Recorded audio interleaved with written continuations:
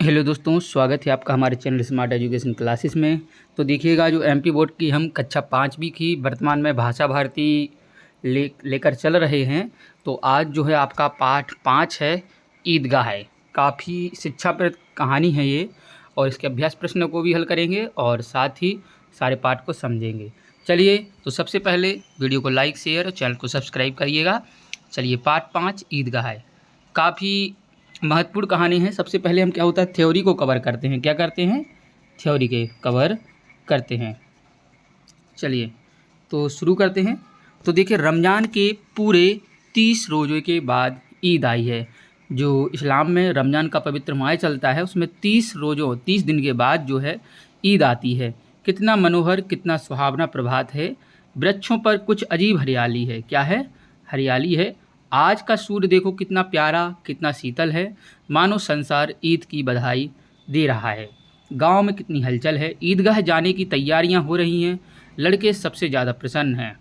किसी ने एक रोज़ा रखा है, किसी ने वही भी नहीं, लेकिन ईदगाह जाने की खुशी उनके हिस्से की चीज़ है।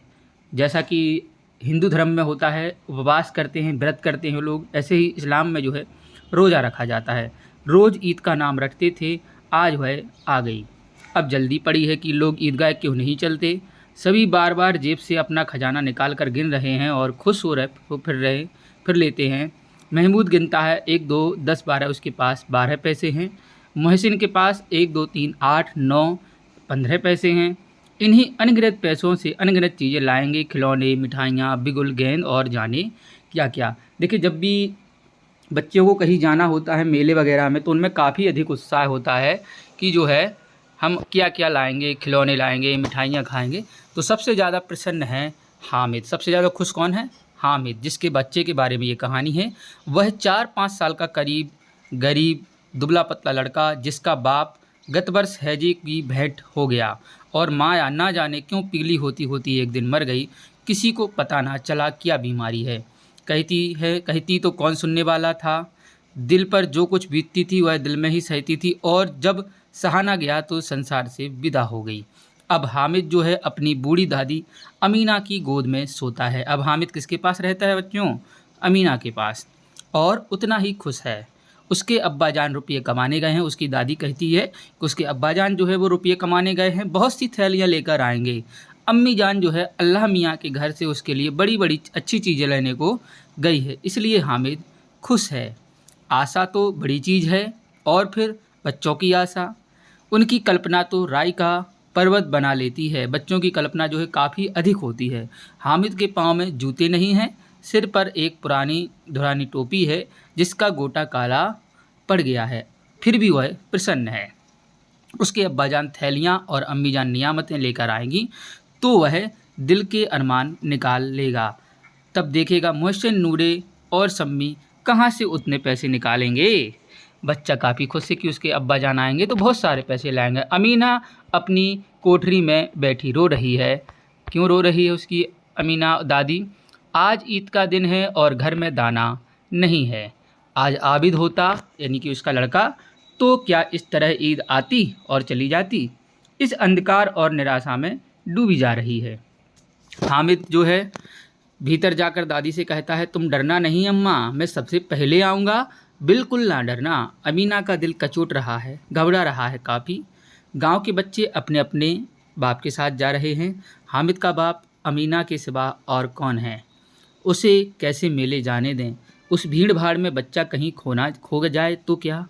नहीं, अमीना उसे यूँ ना जाने देगी। नन्ही सी जान चलेगा कैसे? पैर में छाले पड़ जाएंगे, जूते भी तो नहीं हैं। वह थोड़ी थोड़ी दूर पर उसे गोद में ले लेगी, लेकिन यहाँ सेवइयाँ कौन पकाएगा? पैसे होते तो लौटते लौटते सब सामग्री जमा करके चटपट बना लेती। यहाँ तो घंटों चीज़ें जमा करने में लगेंगे। मांगे ही मांगे ही का तो भरोसा ठहरा। उस दिन फहीमन के कपड़े सिले थे, 8 आने पैसे मिले थे। उस अठन्नी को ईमान की तरह बचाती चली आती थी इसी ईद के लिए, लेकिन कल ग्वालन सिर पर सवार हो गई तो क्या करती? हामिद के लिए कुछ नहीं है तो 2 पैसे का दूध ही तो चाहिए ही। अब तो कुल 2 आने पैसे बचे रहे हैं। 3 पैसे आमिद की जेब में, 5 अमीना के बटुए में।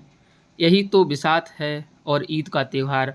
अल्लाह ही बेड़ा पार लगाए, बच्चे को खुदा सलामत रखे, ये दिन भी कट जाएंगे। तो देखिए 8 पैसे उनके पास, जिसमें से 3 मिल चुके हैं, जो है 5 अमीना के बटुए में हैं और 3 जो है हामिद को मिल चुके हैं। गांव में मेला चला और बच्चों के साथ हामिद भी जा रहा था। कभी सब दौड़कर आगे निकल जाते, फिर किसी पेड़ के नीचे खड़े होकर साथ वालों का इंतज़ार करते। यह लोग क्यों इतना धीरे धीरे चल रहे हैं? हामिद के पैरों में तो जैसे पर लग गए हों। वह कभी थक ना सकता था। शहर पास आ गया, हलवाइयों की दुकानें शुरू हो गईं। आज खूब सजी हुई हैं, इतनी मिठाइयाँ कौन खाता है? देखो ना, एक एक दुकान पर मनो होगी। आगे चलने पर बस्ती घनी होने लगी। ईदगाह जाने वालों की टोलियां नजर आने लगीं। एक से एक भड़कीले वस्त्र पहने हुए, कोई इक्के तांगे पर सवार, कोई मोटर पर सवार, सभी इत्र में बसे, सभी के दिलों में उमंग। ग्रामीणों का यह छोटा सा दल अपनी विपन्नता से बेखबर, संतोष और धैर्य में मग्न चला जा रहा था। बच्चों के लिए नज़र की सभी चीज़ें अनोखी थीं। जिस चीज़ की ओर ताकते ताकते ही रह जाते और पीछे से बराबर हॉर्न आवाज़ पर भी न चेतते। हामिद तो मोटर के नीचे जाते जाते बचा। देखिए, जब मेला पास में आ जाता है बच्चे को कुछ नहीं दिखता है, चाहे पीछे से गाड़ी आ रही हो, हॉर्न बजाते रहिएगा लेकिन वो नहीं हटते हैं। चलिए, सहसा ईदगाह नज़र आया। ऊपर इमली के घने वृक्षों की छाया, नीचे पक्का फर्श है जिस पर जाजिम बिछा हुआ है और रोजेदारों की पंक्तियाँ एक के पीछे एक ना जाने कहीं तक चली गई हैं, पक्की जगह नीचे तक, जहाँ जाजिम भी नहीं है। नए आने वाले आकर पीछे की कतार में खड़े हो जाते हैं। आगे जगह बिल्कुल भी नहीं है। यहाँ कोई धन और पद नहीं देखता। इस्लाम की निगाह में सब बराबर हैं। इन ग्रामीणों ने भी वजू किया और पिछली पंक्ति में खड़े हो गए। कितना सुंदर संचालन है, कितनी सुंदर व्यवस्था। लाखों सिर एक साथ सजदा में झुक जाते। सजदा बोलते हैं हम प्रार्थना के लिए, जैसे हम ईश्वर से प्रार्थना करते हैं, इसी प्रकार इस्लाम में सजदा होता है। फिर सबके सब एक साथ खड़े हो जाते हैं, एक साथ झुकते हैं और एक साथ घुटनों के बल बैठ जाते हैं। कई बार यही प्रक्रिया होती है, जैसे बिजली की लाखों बत्तियाँ एक साथ प्रदीप्त हों और एक साथ बुझ जाएं। यही क्रम चलता रहा। कितना अपूर्व दृश्य था, जिसकी सामूहिक क्रियाएं विस्तार और अंततः हृदय को श्रद्धा, गर्व और आत्मानंद से भर देती थी। मानव भ्रातृत्व का एक सूत्र इन समस्त आत्माओं को एक लड़ी में पिरोए हुए। भ्रातृत्व यानी कि भाईचारा। नमाज खत्म हो गई, लोग आपस में गले मिल रहे हैं, तब मिठाई और खिलौनों की दुकान पर धावा होता है। ग्रामीणों का यह दल इस विषय में बालकों से कम उत्साही नहीं है। यह देखो, हिंडोला यानी कि झूला, 1 पैसा देकर चढ़ जाओ। कभी आसमान पर जाते हुए मालूम होंगे, कभी जमीन पर गिरते हुए। यह चरखी है, लकड़ी के हाथी, घोड़े और ऊँटों पर बैठते हैं। हामिद दूर खड़ा है, 3 ही तो पैसे हैं उसके पास। अपने कोष का 1/3 जरा सा चक्कर खाने के लिए नहीं दे सकता है। इधर दुकानों की कतार लगी हुई है, तरह तरह के खिलौने हैं। सिपाही और गुनरिया, राजा और वकील, भिश्ती और साधु, यानी कि खिलौने आते हैं। सिपाही का खिलौना, गुनरिया, राजा, वकील आदि खिलौने मेले में मिल रहे हैं। कितने सुंदर खिलौने हैं। अब बोला ही चाहते हैं महमूद सिपाही लेता है। देखिए, याद रखना किसने क्या खरीदा। महमूद क्या लेता है? सिपाही, खाकी वर्दी वाला और लाल पगड़ी, कंधे पर बंदूक रखे हुए मालूम होता है। अभी कवायद किए चला आ रहा है। मोहसिन को भिश्ती पसंद आया। क्या आया? भिश्ती पसंद आया मोहसिन को। कमर झुकी है, ऊपर मशक रखे हुए है। मशक का मोह एक हाथ से पकड़े हुए है। कितना प्रसन्न है, शायद कोई गीत गा रहा है। बस मशक से पानी उड़ेलना ही चाहता है। नूरे को वकील से प्रेम है। नूरे ने क्या खरीदा? वकील, तो उसको वकील से प्रेम है। कैसी विद्वता है उसके मुख पर। काला चोगा, नीले सफ़ेद अचकन के सामने की जेब में घड़ी, सुनहरी जंजीर, एक हाथ में कानून का पोथा लिए हुए मालूम होता है। अभी किसी अदालत से जिरह या बहस किए चले आ रहा है। यह सब 2-2 पैसे के खिलौने हैं। हामिद के पास कुल 3 पैसे हैं। इतने महंगे खिलौने वह कैसे ले? खिलौना कहीं हाथ से टूट पड़े तो चूर चूर हो जाए, जरा पानी पड़े तो सारा रंग धुल जाए। ऐसे खिलौने लेकर वह क्या करेगा, किस काम के आखिर ऐसे खिलौने। चलिए आगे क्या होता है। खिलौनों के बाद मिठाइयाँ आती हैं। किसी ने रेवड़ियाँ ली हैं, किसी ने गुलाब जामुन, तो किसी ने सोहन हलवा। मज़े से खा रहे हैं। हामिद बिरादरी से पृथक है, हामिद बिरादरी से अलग है। अभागे के पास कितने पैसे हैं, कुल 3 पैसे हैं। क्यों ना कुछ लेकर खाता, ललचाई आंखों से उसकी ओर देखता है। मिठाइयों के बाद कुछ दुकानें लोहे की चीज़ की आती हैं। मिठाइयों की दुकानें निकल जाती हैं, फिर कुछ चीज़ें काहे की आती हैं, लोहे की चीज़ की आती हैं। और साथ ही उन चीज़ों पर लोहे के साथ कुछ गिलेट और नकली गहनों की मिलती हैं। लड़कों के लिए कोई आकर्षण ना था, वे सभी आगे बढ़ जाते हैं। हामिद लोहे की दुकान पर रुकता है। कई चिमटे रखे हुए थे। उसे ख्याल आता है कि दादी के पास चिमटा नहीं है। तवे से रोटियां उतारती हैं तो उनके हाथ जल जाते हैं। अगर वह चिमटा लेकर दादी को दे दे तो वह कितना प्रसन्न होंगी, फिर उनकी अंगुलियां कभी ना जलेंगी। घर में एक काम की चीज़ हो जाएगी। खिलौनों से क्या फ़ायदा, व्यर्थ में पैसे खराब होते हैं। ज़रा देर ही तो खुशी होती है, फिर तो खिलौनों को कोई आंख उठाकर भी नहीं देखता। यह तो घर पहुंचते पहुंचते टूट फूट बराबर हो जाएंगे। चिमटा कितने काम की चीज़ है।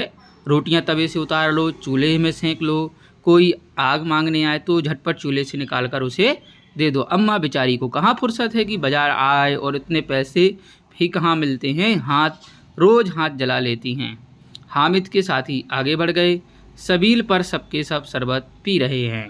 देखो सब कितने लालची हैं, इतनी मिठाइयाँ लीं, मुझे किसी ने एक भी ना दी। उस पर कहते हैं मेरे साथ खेलो, मेरा यह काम करो। अगर किसी ने कोई काम करने को कहा तो पूछूंगा, खाएं मिठाइयाँ, आप मुँह सड़ेगा, फोड़े फुंसियाँ निकलेंगे, आप ही जबान चटोरी हो जाएगी। तब घर से पैसे चुराएंगे और मार खाएंगे। किताब में झूठी बातें थोड़ी ही लिखी हैं, मेरी ज़बान क्यों ख़राब होगी। अम्मा चिमटा देखते ही दौड़कर मेरे हाथ से ले लेगी और कहेगी, मेरा बच्चा अम्मा के लिए चिमटा लाया है। हज़ारों दुआएं देगी, फिर पड़ोस की औरतों को दिखाएगी। सारे गांव में चर्चा होने लगेगा, हामिद चिमटा लाया है, कितना अच्छा लड़का है। इन खिलौनों पर कौन इन्हें दुआएं देगा। बड़ों की दुआएं सीधे अल्लाह के दरबार में पहुंचती हैं और तुरंत सुनी जाती हैं। कितनी बढ़िया बात है। मेरे पास पैसे नहीं हैं, तभी तो मोहसिन और महमूद यूँ मिजाज दिखाते हैं। मैं भी इनसे मिजाज दिखाऊंगा। खेलें खिलौने और खाएं मिठाइयाँ, मैं नहीं खेलता खिलौनों से, किसी का मिजाज क्यों सहूँ। मैं गरीब सही, किसी से कुछ मांगने तो नहीं आता। आखिर अब्बा जान कभी ना कभी आएंगे, अम्मा भी आएंगी, फिर इन लोगों से पूछूंगा कितने खिलौने लोगे। एक एक को टोकरियां खिलौने दूं और दिखा दूं कि दोस्तों के साथ इस तरह सलूक किया जाता है। यह नहीं कि पैसे की रेवड़ियां ली तो चिड़ा चिड़ा कर खाने लगे। होता है दोस्तों में, जिसके पास पैसे अधिक होते हैं तो वो इसका कोई गरीब मित्र है तो उसको चिढ़ा कर खाते हैं, लेकिन हमें ऐसा नहीं करना चाहिए बच्चों। सब के सब हंसने लगे कि हामिद तूने चिमटा लिया, हंसे मेरी बला से। उसने दुकानदार से पूछा, यह चिमटा कितने का है। दुकानदार ने उसे बताया, उसकी ओर देखा और कोई आदमी साथ ना देख करके कहा, क्या तुम्हारे साथ, यह तुम्हारे काम का नहीं है जी, बिकाऊ है कि नहीं। बिकाऊ क्यों नहीं है और यहाँ क्यों लाद लाए हैं, तो बताते क्यों नहीं है कि कितने पैसे का है। तो वो कहता है दुकानदार कि 6 पैसे का है। कितने का है, 6 पैसे का है। इस पर आगे क्या होता है कि हामिद का दिल बैठ गया। ठीक ठीक बताओ, ठीक ठीक 5 पैसे लगेंगे, लेना है तो लो, नहीं तो चलते बनो। हामिद ने कलेजा मजबूत करके कहा, 3 पैसे लोगे। यह कहता हुआ वह आगे बढ़ गया। दुकानदार की घुड़कियाँ ना सुने, लेकिन दुकानदार ने घुड़कियाँ नहीं दी, बुलाकर चिमटा दे दिया। हामिद ने उसे इस तरह कंधे पर रखा मानो बंदूक है, और शान से अकड़ता हुआ संगियों के पास आया। जरा सुने सबके सब क्या क्या आलोचनाएं करते हैं। मोहसिन ने हंसकर कहा, यह चिमटा क्यों लाया पगले, इसे क्या करेगा। हामिद ने चिमटे को ज़मीन पर पटक कर कहा, जरा अपना भिश्ती ज़मीन पर गिरा दो, सारी पसलियाँ चूर चूर हो जाएं बच्चों की। महमूद बोला, तो यह चिमटा कोई खिलौना है। हामिद, खिलौना क्यों नहीं है, अभी कंधे पर रखा बंदूक हो गई। हाथ में लिया फ़कीरों का चिमटा हो गया। चाहूँ तो इससे मजीरे का काम ले सकता हूँ, एक चिमटा जमा दूँ तो लोगों के सारे खिलौने कितने ही जोर लगाएं मेरे चिमटे का बाल भी बांका नहीं कर सकते। मेरा बहादुर शेर है चिमटा। सम्मी ने खंजीर ली थी, प्रभावित होकर बोला, मेरी खंजरी से बदलोगे? 2 आने की है। हामिद ने खंजरी की ओर उपेक्षा से देखा। मेरा चिमटा चाहे तो तुम्हारी खंजरी का पेट फाड़ डाले, बस एक चमटे की झिल्ली लगा दो। एक चमड़े की झिल्ली लगा दी। डब डब बोलने लगी, जरा सा पानी लग जाए तो ख़त्म हो जाए। मेरा बहादुर चिमटा आग में, पानी में, आंधी में, तूफान में बराबर डटा खड़ा रहेगा। तो देखिए हामिद जो है अपने चिमटे की कितनी ज़्यादा बड़ाई कर रहा है बच्चों। चिमटे ने सभी को मोहित कर लिया, लेकिन पैसे किसके पास धरे हैं? चिमटे ने सभी को मोहित तो कर लिया कि यार हामिद ने अच्छा चिमटा लिया, बढ़िया, लेकिन अब पैसे तो किसी के पास बचे नहीं। फिर मेले से दूर निकल आए हैं। 9 कब के बज गए हैं, धूप तेज हो रही है, घर पहुंचने की जल्दी हो रही है। बाप से जिद भी करें तो चिमटा नहीं मिल सकता। हामिद है बड़ा चालाक, इसलिए उसने अपने पैसे बचा रखे थे। 11 बजे गांव में हलचल मच गई। मेले वाले आ गए।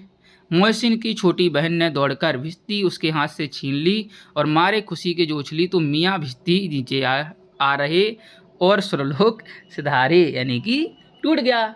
मोहसिन का खिलौना जो उसने भिश्ती ली थी वो टूट गया। याद रखिएगा मोहसिन ने भिश्ती ली है। वकील साहब के लिए दीवार से 2 खूंटियाँ गाड़ी गईं, उन पर लकड़ी का एक पटरा रखा गया। पटरे पर कागज कालीन बिछाई गई। वकील साहब राजा भोज की माती सिंहासन पर विराजे। नूरे ने उन्हें पंखा झुलाना शुरू किया। मालूम नहीं पंखे की हवा से या पंखे की चोट से वकील साहब स्वर्गलोक से मृत्युलोक में आ रहे हैं और उनकी माटी का चोला माटी में मिल गया। अब रहा महमूद का सिपाही, उसे चटपट गांव का पहरा देने का चार्ज मिला, लेकिन जो है पुलिस का सिपाही कोई साधारण व्यक्ति तो है नहीं जो अपने पैरों चले, उसे वह पालकी पर चलेगा। एक टोकरी आई जिसमें सिपाही साहब आराम से बैठे।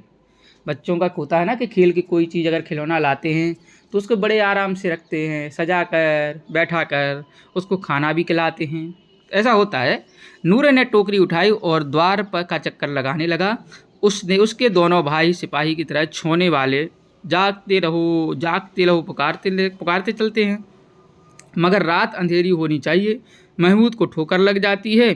ठोकर उसके हाथ से, टोकरी जो है उसके हाथ से छूटकर गिर पड़ती है और मियाँ सिपाही अपनी बंदूक लिए ज़मीन पर आ जाते हैं और उनकी एक टांग में विकार आ जाता है, फ्रैक्चर हो जाता है। चलिए, महमूद को आज ज्ञात हुआ कि वह एक अच्छा डॉक्टर है। उसको ऐसा मरहम मिल गया है जिससे वह टूटी टांग को आनन फानन में जोड़ सकता है। केवल गुलर का दूध चाहिए। टांग जोड़ दी जाती है, लेकिन सिपाही को ज्यों ही खड़ा किया जाता है टांग जवाब दे देती है। शल्य क्रिया क्या हुई? असफल। शल्य क्रिया कहते हैं ऑपरेशन हो गया फेल। तब उसकी दूसरी टांग भी जोड़ दी जाती है। अब कम से कम एक जगह आराम से तो बैठ सकता है। एक मतलब उसकी दोनों टांग तोड़ दी, अब वो क्या करेगा? बैठा रहेगा, चलेगा नहीं। एक टांग से तो ना चल सकता था और नहीं बैठ सकता था। अब मियाँ हामिद का हाल सुनिए। अमीना उसकी आवाज़ सुनते ही दौड़ी और उसे गोद में उठाकर प्यार करने लगी। सहसा उसके हाथ में चिमटा देखकर वह चौंकी। यह चिमटा कहाँ था? मैंने मोल लिया है। हामिद कहता, मैंने पैसे से लिया है। क्या पैसे से लिया बेटा? तो हामिद कहता, 3 पैसे दिए। अमीना ने छाती पीट ली। यह कैसा बेसमझ लड़का है। दोपहर हुआ, कुछ खाया ना पिया, लाया क्या? चिमटा। सारे मेले में तुझे और कोई चीज़ ना मिली जो ये लोहे का चिमटा लाया? तो हामिद ने अपराधी भाव से क्या कहता है, तुम्हारी अंगुलियां तवे से जल जाती थी, इसलिए जो है मैंने ये लिया। बुढ़िया का क्रोध तुरंत स्नेह यानी कि प्रेम में बदल गया, और स्नेह ही वह नहीं जो प्रगल्भ होता है। क्या होता है? प्रगल्भ होता है, यानी कि निर्भीक, और अपनी सारी कसक शब्दों में बेखबर दिए। यह मूक स्नेह था, खूब ठोस रस और स्वाद से भरा हुआ। बच्चे में कितना त्याग, सद्भाव और कितना विवेक है। दूसरों को खिलौने लेते और मिठाई खाते देखकर इसका मन कितना ललचाया होगा। इतना जब्त इससे हुआ कैसे? वहाँ भी इसे अपनी बूढ़ी दादी की याद बनी रही। अमीना का मन गदगद हो गया, वह रोने लगी। दामन फैलाकर हामिद को दुआएं देती जाती थी और आंसू को बड़ी बड़ी बूंदें गिराती जाती थी। हामिद इसका रहस्य क्या समझता? तो देखिए कितनी शिक्षाप्रद कहानी है। ईदगाह। तो इससे बच्चों हमें सीख मिलती है कि हमें कई चीज़ें ऐसी होती हैं जो बड़े बड़े इतना नहीं दिमाग लगाते, लेकिन बच्चे काफ़ी ज़्यादा दिमाग लगाते हैं। देखिए हामिद ने कितना ज़्यादा दिमाग लगाया और कितनी उसे अपनी दादी की चिंता थी। चलिए अब करते हैं अभ्यास प्रश्नों को। चैनल को सब्सक्राइब कर दीजिएगा। निम्नांकित शब्दों के अर्थ शब्दकोश से जो खोज कर लिखिएगा। देखिए मनोहर, मनोहर का अर्थ क्या होता है? सुंदर।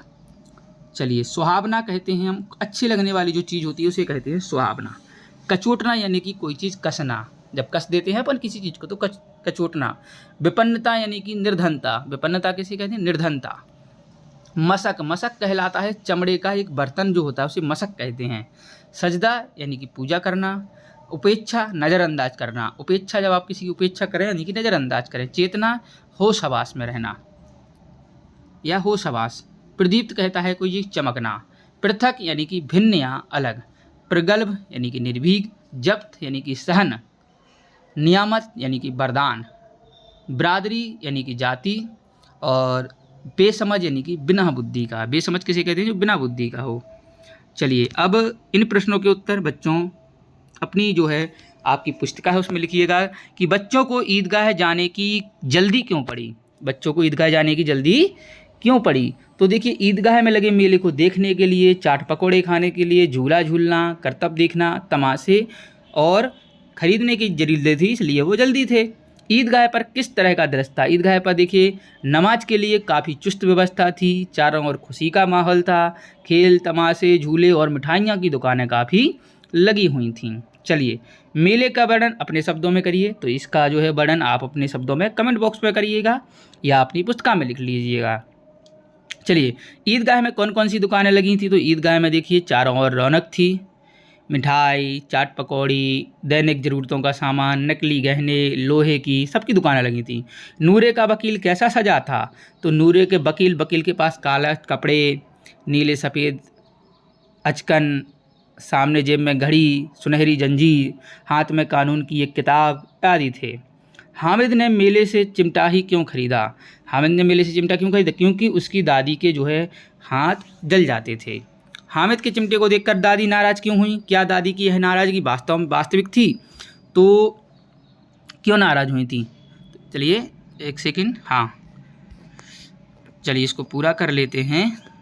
तो देखिए दादी ने जब ये देखा कि हामिद चिमटा लाया है, उसने दोपहर से कुछ नहीं खाया, तो वो नाराज़ हो गई। लेकिन दादी की ये जो नाराज़गी वो वास्तविक नहीं थी। जब हामिद ने दादी को बताया कि वो चिमटा क्यों लेकर आया तो उसने उसे गले से लगा लिया। आगे है किसने कौन सा खिलौना खरीदा? सही जोड़ी मिलाइए तथा खिलौनों का एक एक भाग लिखिए। खिलौनों पर एक एक भाग। तो मोहसिन ने क्या खरीदा? भिश्ती। क्या खरीदा? भिश्ती।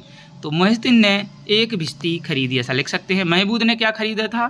सिपाही खरीदा था। हामिद ने चिमटा और नूरे ने जो है वकील खरीदा था। अब आप इन पर एक एक बात बना सकते हैं आराम से। नूरे ने अपनी पसंद का एक वकील खरीदा, हामिद ने दादी के लिए चिमटा खरीदा, महबूद ने गांव की रक्षा के लिए सिपाही को खरीदा। चलिए रिक्त स्थान भरना है, तो इसमें भरेंगे किसके पूरे, तो रमज़ान के पूरे 30 रोज़ों के बाद ईद आई है। दूसरा है लाखों सिर एक साथ सिजदे में झुक जाते हैं। मानो भ्रातृत्व का एक सूत्र इन समस्त आत्माओं को एक लड़ी में पिरोए, तो भ्रातृत्व। चलिए आगे है दिए गए शब्दों के हिंदी समानार्थी शब्द सुनकर लिखना है। तो देखिए इसमें से हमें लिखना है नीचे, तो रोज़ा, रोज़ा कहते हैं उपवास को। इसके बाद सलामत यानी कि कुशल, निगाह, निगाह यानी कि दृष्टि, मिजाज यानी कि स्वभाव, तकदीर कहते हैं हम भाग्य के लिए, खबर समाचार, जहान संसार और अजीब यानी कि विचित्र। चलिए आगे निम्नलिखित मुहावरों का वाक्य में प्रयोग करना है। जैसे मुँह चुराना यानी कि नज़र से बचना, इसका अर्थ क्या होता है? नज़र से बचना। उधार लेकर लोग मुँह चुराने लगते हैं। उल्लू बनाना यानी कि मूर्ख बनाना, तो चोर ने पुलिस को उल्लू बना दिया। बाल बांका ना होना यानी कि नुकसान ना पहुंचना, नुकसान ना पहुंचना।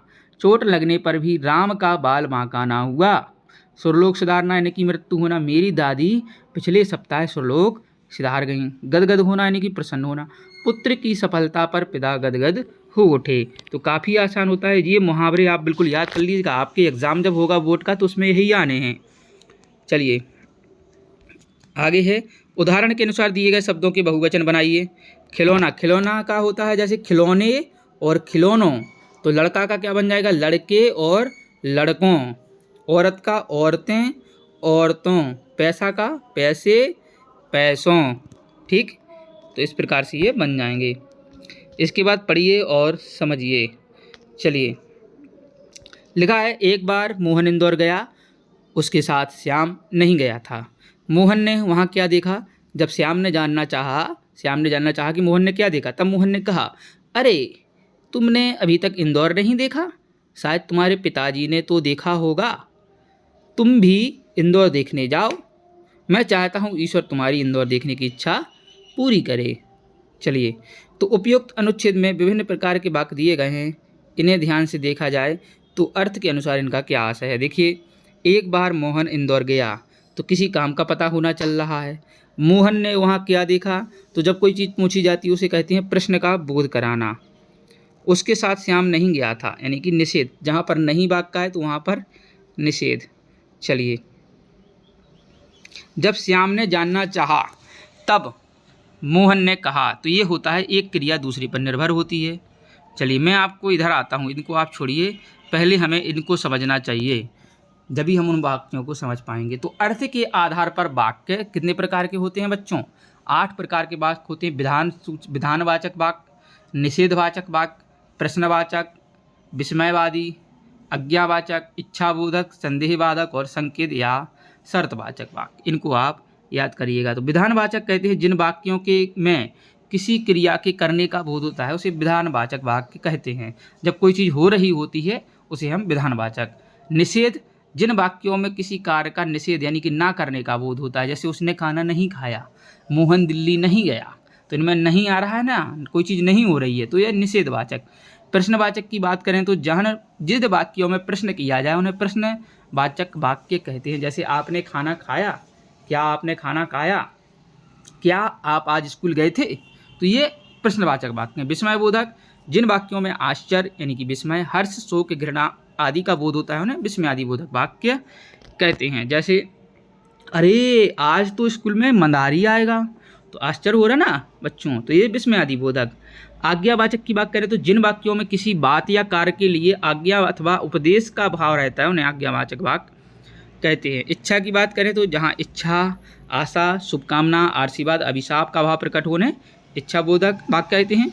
और संदेहवाचक वाक्य, जिन वाक्यों में संदेह या संभावना होती है उन्हें संदेहवाचक वाक्य कहते हैं। संकेतवाचक, जिन वाक्यों में किसी एक क्रिया के दूसरी क्रिया पर निर्भर होने का बोध होता है उन्हें शर्तबोधक या संकेतबोधक वाक्य कहते हैं। चलिए, ये भी आपके लिए